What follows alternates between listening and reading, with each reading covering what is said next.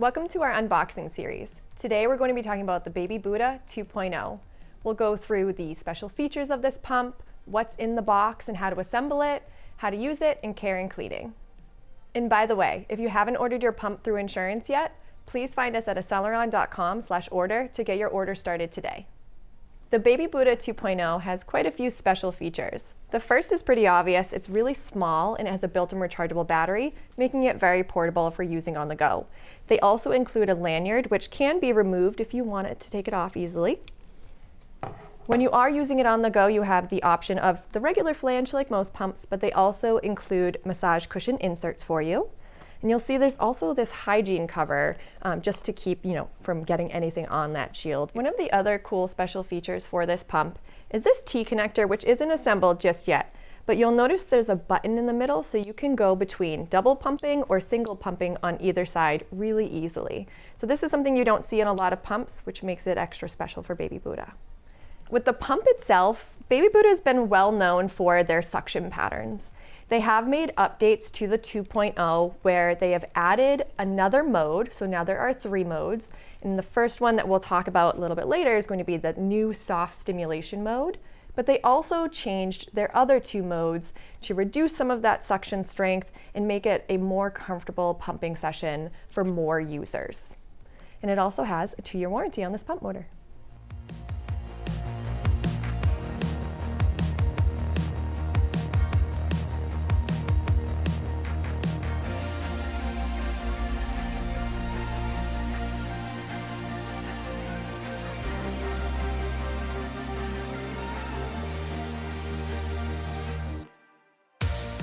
So let's get into assembly.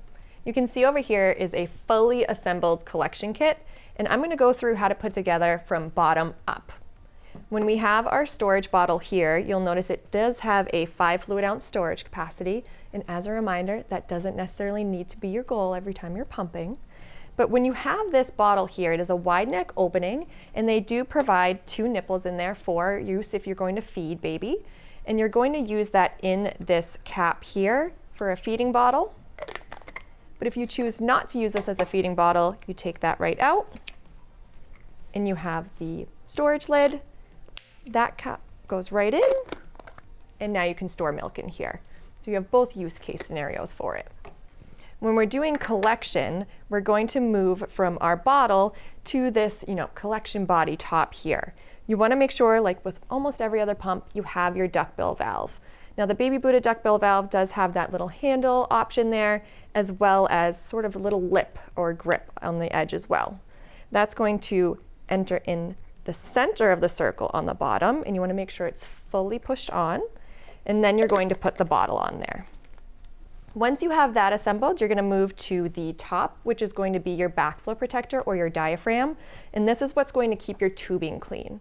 So it's a cup style, it sits in there, it doesn't need to be in any special position really, but the cap itself, that lid does need to go so that tubing faces away from the part that's attaching to your body.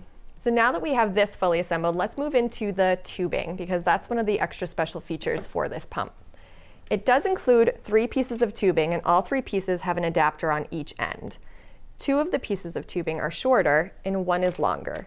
So the longer piece of tubing is going to connect to the pump motor itself, and right on the side is where that goes, connecting in here, and you can connect either side of the end of the tubing. It doesn't matter which one.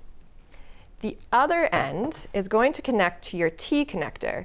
Now the T connector is going to face up. It does have the BabyBuddha logo on the back, so you can see that that's facing up correctly. Just insert that in the bottom, and you may notice there's a gap there. That's okay. The 2 shorter pieces of tubing are going to connect to either side of that T connector. And again, you may notice a gap. When you're doing that, this side is going to go to the back of the collection kit. Now, when I put that tubing in, I don't know if you could hear it, but there was a little click. So when you start pumping and you're fully assembled, you want to make sure you have this set up in the way you actually want to pump. So as I mentioned in the special features, this can move side to side so that you can be single pumping on the left side, pumping both sides at the same time, or double pumping, or single pumping on the right side. So when I assembled it, I moved it over to the right side. I think I want to double pump this time around, so I'm going to move it to the middle. And there are little droplet indicators on there as well to show you exactly where you are for which setting. Other than that, you have your kit ready to go. You decide if you want to use the additional cushion insert. It's up to you. It does change the sizing of it. So this flange here is going to be the 24 millimeter, and with the cushion insert added, it's going to be reduced to 22 millimeters.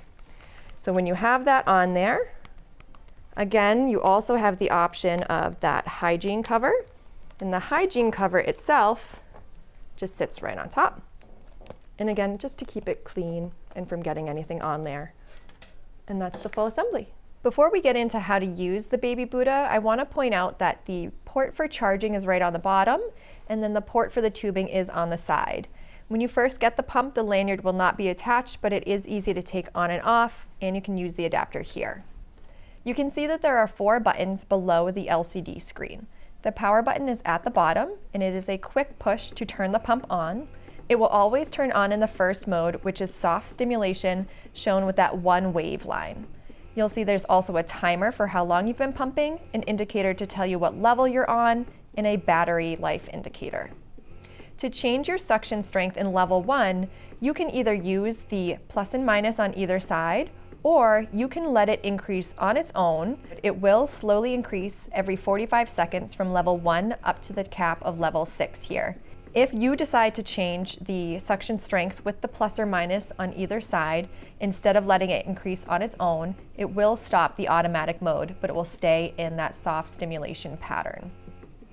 If you decide you would like to use a different pattern for stimulation, you're actually going to choose this mode button and press it twice. You'll see that there are now 2 wavy lines on the screen, and this is the typical BabyBuddha stimulation mode, where it has 10 short sucks and then 1 longer suck.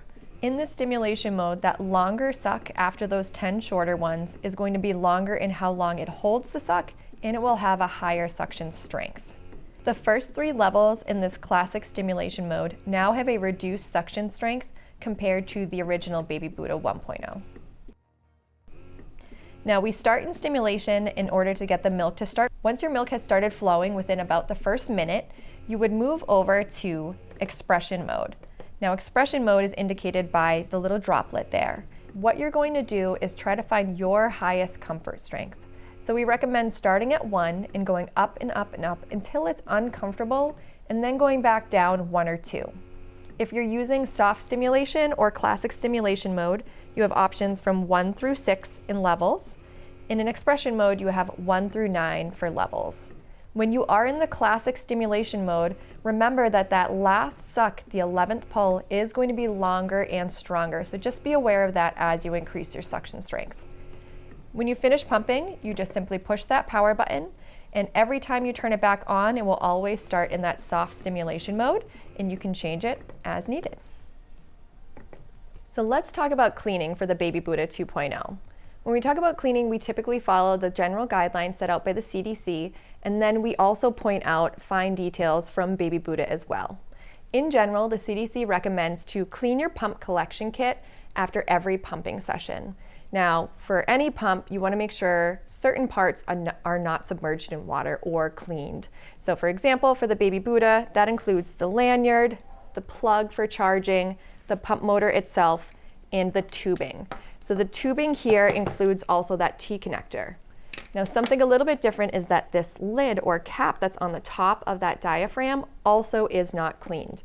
So these pieces are put to the side, and when we think about cleaning, we're thinking about this collection kit here. We're cleaning after each pumping session, so if you pump twice a day, you're washing this twice a day, and you want to make sure that you are going to fully disassemble everything there. And that includes taking out the duckbill valve with that handy little tab that it has, taking out that diaphragm, the hygiene cover and the cushion insert. Obviously, if you're not using them, you're not cleaning them between each session, but if you did, you include them in this. Now, when we're cleaning, you have the option of the sink or the dishwasher. So if you're cleaning these parts in the sink, you're going to take the parts and put them in a clean, separate bowl from the rest of your food dishes with some warm, soapy water and let them soak for about 5 minutes. Once they've soaked, you can wash them as you normally would, rinse with clear water, and let them air dry. Now when you're doing that, just make sure that you're using a separate bottle brush or sponge, again, from the rest of your food dishes. The other option for cleaning your parts is in the dishwasher. Now again, fully disassemble, store your milk however you choose, but you want to make sure when you put them in the dishwasher, you're only putting them on the top rack. If they go below or fall during the actual dishwasher cycles, it can be too hot down there and warp or damage your parts, so we don't want that to happen. The other recommendation per the CDC is to sanitize your pump parts at least once a day, morning, afternoon, or night, whatever works for you, but there are a few ways to do this. The first option that BabyBuddha gives you is to flash boil the parts for at most 60 seconds. When you put your parts in for the flash boil, they'll already be separated because you washed them after your last pumping session. Get them in the boiling water 60 seconds, and then you take them right out, and they'll air dry fairly quickly. There are a few other choices for sanitizing your pump parts. Whether it is a UV sterilizer, which is a standalone, usually just sits right on your counter. You want to make sure you follow all the guidelines to have the appropriate amount of water and everything for those. You also can use the dishwasher for sanitizing, again, top rack only, and reading the manual for your dishwasher itself and making sure you follow any of those recommendations. And then lastly, you're able to use micro steam bags. Micro steam bags just look like a large sandwich baggie. You put your clean separated parts in there, a little bit of water, and you microwave them to steam the parts, and then they'll air dry, and then you're ready to go for your next day of pumping. Part of why we have this unboxing series is because we truly care about the journey from pregnancy through parenting and even through a return to work. We offer a lot of education and support around this, including this unboxing series, one-on-one live unboxings, and more. So please don't ever hesitate to reach out to us on our website at aceleron.com for videos, guides, and more resources as needed.